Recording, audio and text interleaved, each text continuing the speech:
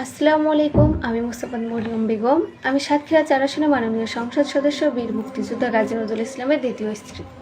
সম্প্রতি আমার স্বামী সাতক্ষীরা 4 আসনের সংসদ সদস্য গাজী নজরুল ইসলামকে নিয়ে সামাজিক মাধ্যমে যে ভিডিও ও বিভ্রান্তিকর প্রচারণা চালানো হচ্ছে সে বিষয়ে আমি দেশবাসীর সামনে প্রকৃত ঘটনা সংক্ষেপে তুলে ধরতে চাই।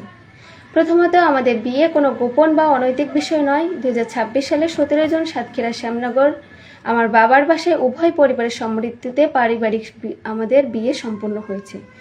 এ সময় আমার স্বামীর প্রথম স্ত্রীও উপস্থিত ছিলেন। 13 জুলাই আমার স্বামী গাজী নজরুল ইসলাম তার 2 স্ত্রীকে নিয়ে ঢাকায় মগবাজার আমার বাবার অফিসে যান। এটি ছিল সম্পূর্ণ পারিবারিক একটি সফর। সেখানে পরিকল্পিতভাবে একটি অনাকাঙ্ক্ষিত পরিস্থিতি তৈরি করা হয় এবং পরে আমাদের স্বামী স্ত্রীর ব্যক্তিগত ভিডিও ছড়িয়ে আমাদেরকে হেনস্থা ও মানহানি করা হয়। আসসালামু আলাইকুম। আমি মাকসুদা ইসলাম, আমার স্বামী গাজী নজরুল ইসলাম শহীদ মরিয়মের সাথে বিবাহ হয়েছে, এটা নিয়ে যারা কুৎসা তীব্র প্রতিবাদ জানাই।